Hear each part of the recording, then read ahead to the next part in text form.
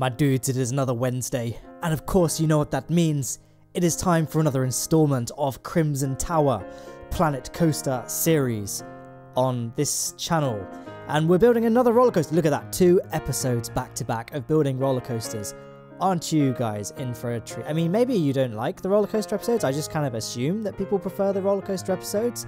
But I guess some of you may actually prefer the scenery building, like that hotel building you can see in the background of this shot right here. Maybe, I don't know, I don't actually know. I just kind of assume people would just prefer watching roller coasters get built. I'm trying to think of the most popular episodes though, and I think they're the ones that don't actually have the rides being built. It's the Tower, Main Street, and I think the hotel did pretty well as well, so maybe all this time you guys didn't want roller coasters.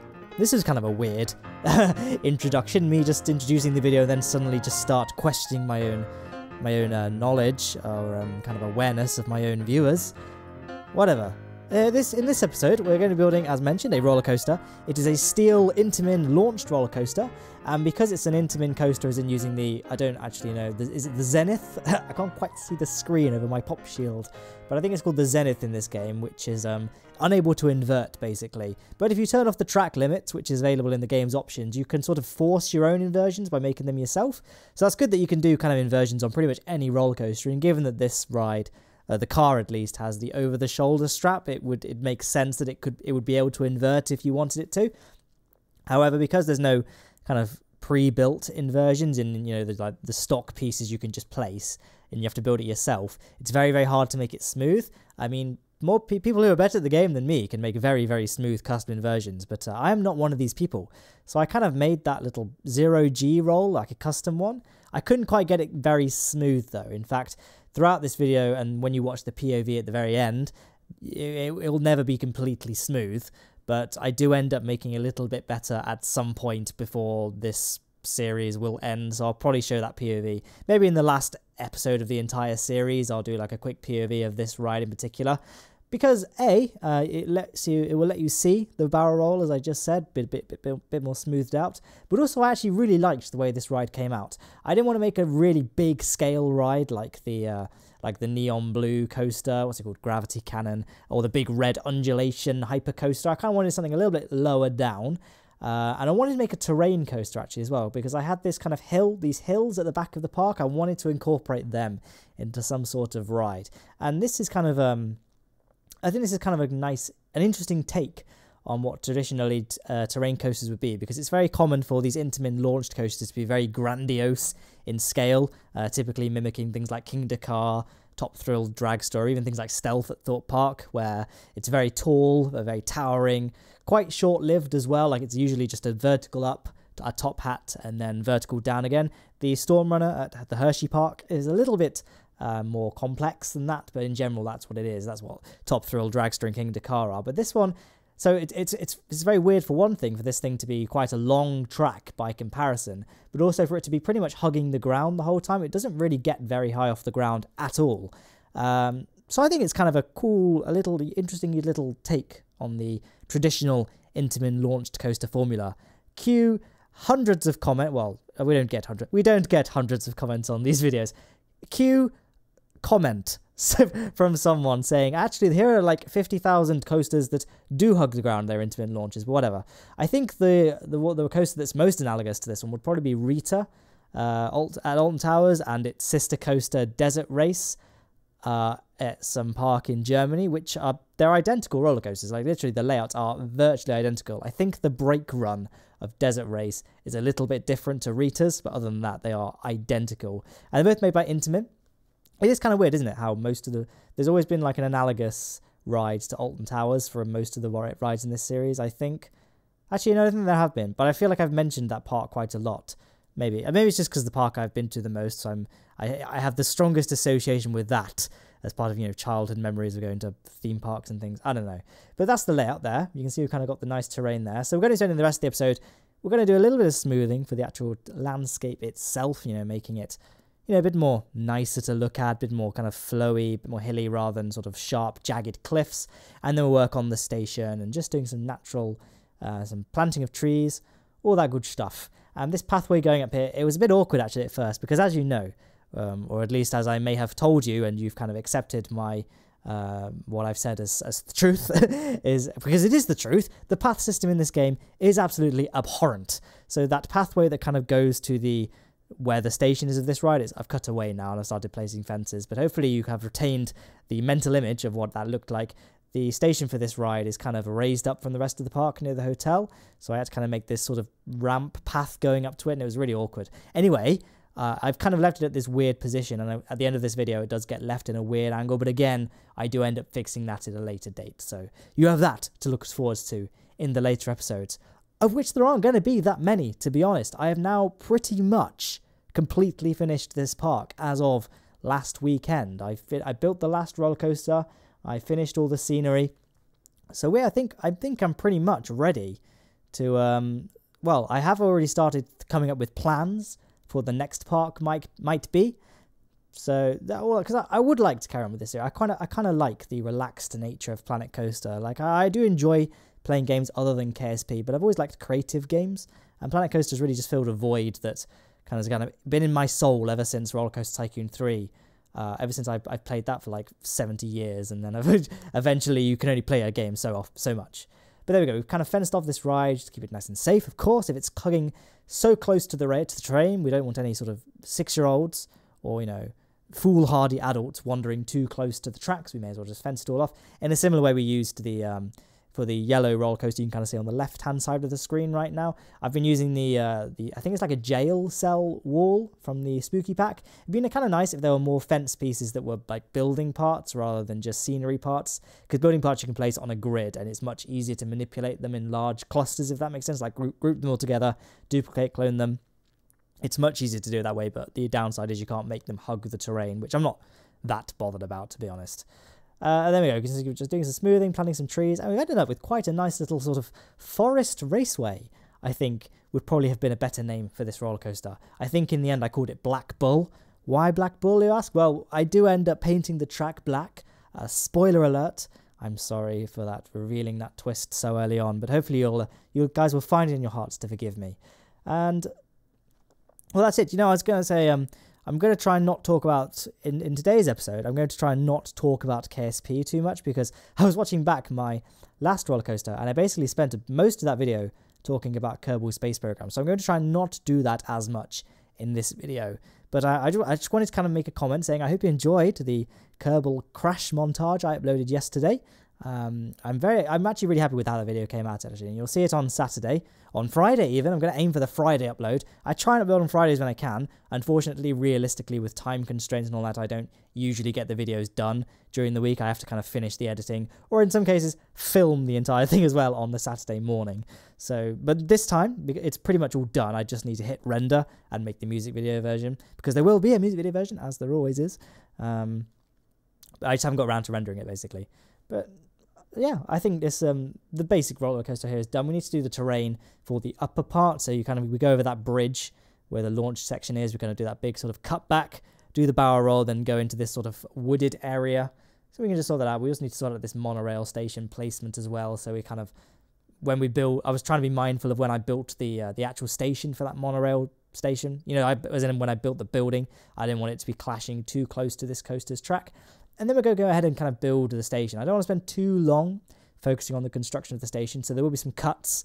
So I'll be showing kind of the basic, method for how I built it and the general art style I went with, and then we'll just kind of cut to the finished thing. But I kind of went for a sort of, I don't really know what I was thinking of. Maybe just sort of like retro modernism. So kind of the sort of 70s. It ended up having a bit of a Rubik's Cube vibe to it, actually, which was completely unintentional. I was thinking kind of more of a 70s modernism sort of thing. I don't really know why. That's just the way it ended up turning out, to be honest. I ended up just sort of experimenting with shapes. I thought, this looks cool. And ended up, when I took a step back and looked, I was like, yeah, it kind of looks like sort of 70s modernism, really. But that wasn't really the intention. I don't really know what I was going for. I'm just experimenting with trying to make interesting looking station buildings, not necessarily ones that just go with a theme, like medieval theme or like alpine theme or something, but trying to come up with sort of modern shapes, modern architecture, a bit like the inverted yellow coaster from the last Planet Coaster episode, although I feel like that one came out a little bit better, to be honest. Anyway, this is me placing a second coaster here so we can build the transfer track. as I probably mentioned every single time we've built a roller coaster in this series thus far, we can't actually build transfer tracks in the game itself, but we can kind of create a sort of pseudo transfer track here just to mimic the appearance of one, just so we can take the train off the track if we need to do maintenance on it, or we can have two trains. One just can be just kept in the shed on quiet days, so we can keep the cost of running the roller coaster down. We can keep the costs down.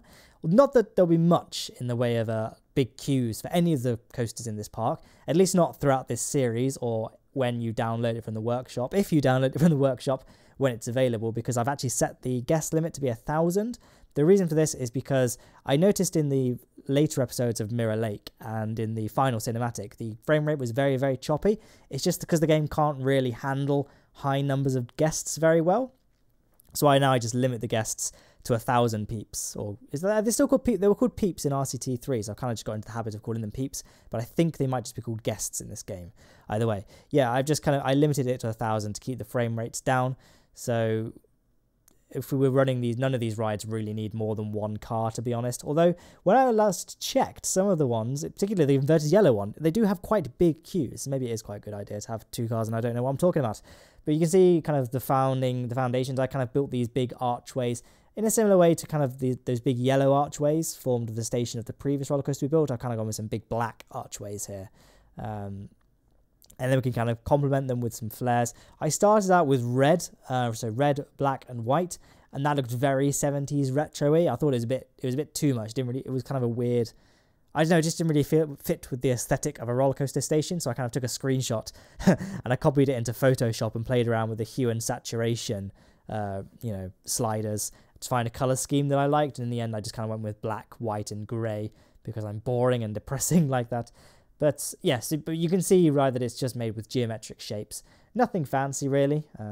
Geometric shapes are a wonderful thing that they added to this game, and it just makes building things so much more versatile. Obviously, they formed the crux, again, of that. I feel like I mentioned it a lot now. The last station we built, I'll also be building a minimalist monorail station, probably in the last episode, because I built it very, very late on in the construction of this park. It will either be squeezed in as an extra thing in one of the other episodes, or it will just be in the final episode. But yeah, I used geometric pieces for that, the yellow roller coaster as I mentioned, this roller coaster, and of course the namesake of this park, the Crimson Tower itself, is constructed using the very small geometric pieces. And yes, it was as painstaking as it sounds. I don't know if I would recommend I don't know if I'd do it again. I mean, I would, now I kind of know how to do it. It wouldn't take me nearly as long. But yeah, geometric shapes, thank you, Frontier. I know you guys all watch this series as a measure of, how not to make a Planet Coaster series, I guess, but whatever. There we go, just finishing off. Not really much. I'm still looking at the screen so I can talk about what's going on, but there's not really a lot for me to talk about that I haven't already said. So we can just now we can fade through, I think, because there's not really a lot that you couldn't have probably figured out just watching that previous bit. So you can see we've kind of finished off, added some flares, general construction, roofing to the maintenance shed using the same sort of style as the main station, and then we can just kind of add those flares to the actual walkway itself and the walkway supports in a similar sort of construction thing. I think if I were to build this park again, I probably wouldn't choose this kind of architectural style. I remember liking it at the time, but now I've had chance to reflect. It just doesn't seem to fit that well with the overall kind of appearance of the park and the general area that this ride is in. But, some of you might like it, and it is a kind of a different sort of way of building that you generally see people doing in this game. For better or worse, I don't know, probably for worse. But either way, it's different, and if nothing else, this series has that going for it. So, yeah, now we can just sort of make some looks, alter the look of the transfer track to make it look like it could actually function as a transfer track. So obviously, those are just two very clearly fixed down pieces of track, so we can just delete the supports and make our own, but add a sort of rail, like something that looks like a rail system that would slide the track to the left and to the right in order to move the train from the maintenance shed circuit to the actual roller coaster circuit itself. So yeah, but like I say, it's completely non-functional. It's cosmetic only, but I think it's something that just adds an extra sort of layer of authenticity to your ride. So maybe, do you guys do this as well? I did this in RCT3. I didn't initially in Planet Coaster because, especially like in Mirror Lake, I didn't. Because in Mirror Lake, I was still learning the basics of the game. Although I think that part came out great. There are a lot of things that on reflection seem quite a bit amateurish, I guess, because I was an amateur of the game. and I still am now, to be honest. But I feel like I'm gradually learning. You guys, this is a journey that we're all going on together. So yeah. Actually, I mentioned it earlier, but never really elaborated or delved into any of my thought processes. But I did say earlier in this commentary that I had some ideas for kind of sequels to Crimson Tower, like parks I could do, what the next park would be. And I thought about making kind of a shorter, well, in my head it would be shorter, but I can imagine it would probably end up being quite long. It would be just making the Kerbal Space Center in Planet Coaster, but really, really detailed. And essentially building the Kennedy, how the Kennedy Space Center is actually used as a tourist attraction. Now, obviously, it's still functional, but tourists can go and have a look around the Saturn V hangar and all that. I was thinking about doing a similar sort of thing by building the Kerbal Space Center, but just having the whole thing serve as like a guest center, so you can see lots of rockets on display, but also have some rides as well, like a little, I don't know, in the R&D complex could be like an indoor car ride, looking at exhibits and things, and then there could probably be some sort of roller coaster inside the vehicle assembly building and spaceplane hangar. The runway could probably be a good platform to have a launch coaster on, and that sort of thing. I think that'd be kind of a cool little thing to do. But I think that would be a good way of sort of amalgamating the audiences of Kerbal Space Program and Planet Coaster, or at least bringing more people, because I'm pretty sure all of you are still just people that subscribe to me for Kerbal Space Program. So maybe we can bring in together. We can all bring in more people to witness the magnificence of this series. And I don't think I'm being arrogant when I say this is probably the best series on YouTube ever made. So I think it'd be as good to get as many people as we can on board with this. So yeah, like I said earlier, I've kind of fenced off and did all the trees and rock placements and all that for the later part of this ride, and we can finish it off by doing this initial first top bit. I don't really know what else to call it. But, after the launch, the only issue I think with this ride is that after the launch, we kind of do this very sharp turn upwards to the kind of higher bit just here. I think that if that was in real life, it would be a bit too sharp. It would probably give you whiplash or something. So I probably should have smoothed that out a little bit.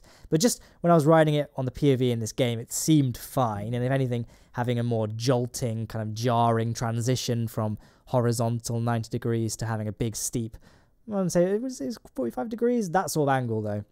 It adds a bit of thrill. It adds a little bit of thrill and excitement to the ride. So, maybe it was a good thing, maybe it's a bad thing. Who am I to say, really? So I just kind of did a quick overview just here to get a general gist of the smoothing. Unfortunately, I couldn't really get the barrel roll particularly smooth, but like I say, I'm pretty sure I end up making it a little bit better at a later point in this series. Now, the only thing really left to do is to build a plaza on this upper part. So this roller coaster is pretty much isolated in this upper part of the park. It's really just this roller coaster. Not in this episode, but I will build some flat rides and things around it as well. But that hotel is always going to be separate from the rest of the park, because that was the function I wanted the monorail to serve, really. The guests would get the monorail to and from the hotel. And the hotel itself would be kind of a separate complex to the park. I don't know why. I guess that's just because a lot of theme parks do that. And so there we go. Just kind of building a little archway in a similar sort of aesthetic style to the actual entrance itself by building it from the geometric kind of donut pieces. And then we could just kind of create this plaza by stringing a load of pathways together. And we could add some planters into the gaps that end up forming. I really wish there was an easier way, or at least a more intuitive way of building plazas in this game. But you can't have everything. And I think you can still build pretty good ones if you have enough patience. And I don't have that much patience, so I don't end up building very good ones, but you can still kind of build ones. And then we can kind of build a little on-ride photo section. This is one of the things I was really surprised actually that wasn't like reintroduced from RCT3, and that's the notion of being able to have an on-ride photo section, like a camera. I feel like it would be such an easy thing to integrate. Even if it meant you could toggle actually having a physical camera, so those insane scenery builders who can build incredible things can still build their own cameras if they want to. But I think it seems strange that you can't even have the function of having an on-ride photo section to begin with. That just seems like a really weird thing not to bring back. Like, a lot of people complain about kind of the lack of water parks and things, even though water parks were a separate, well, they weren't DLC, they were expansion packs back then.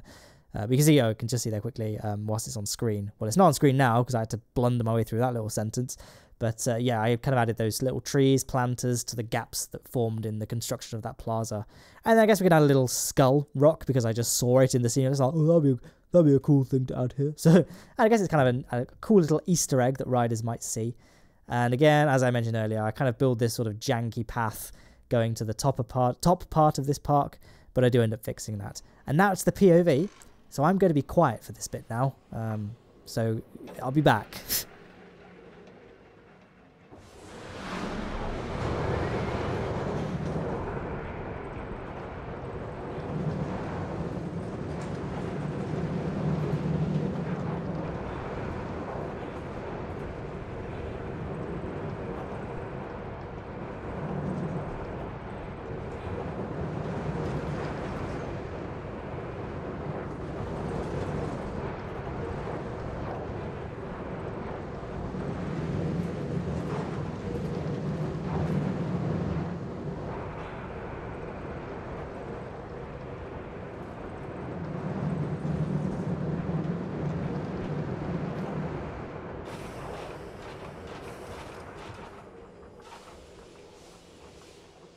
And there we go, that was the ride. So I hope you enjoyed it, and that pretty much wraps this episode up, to be honest. So, you know, leave any feedback. I was about to say criticism, then feedback, then comments, and didn't really know what to say and ended up panicking. But yes, leave any feedback you have, or comments, or just generally let me know what's cracking down below. If you want to rate this video, you can rate it by all means. Join my Twitter, join my Discord if you want to. Links to those are in the description, as well as if you want to support me on Patreon, you can. There'll be a KSP video coming this Friday, and obviously continuation of Planet Coaster next Wednesday, hopefully. I don't always end up getting it out in time, but I've been pretty good recently, I think. And yeah, like I said, I hope you enjoyed this ride, I hope you enjoyed this video, and I hope you enjoy the rest of your day.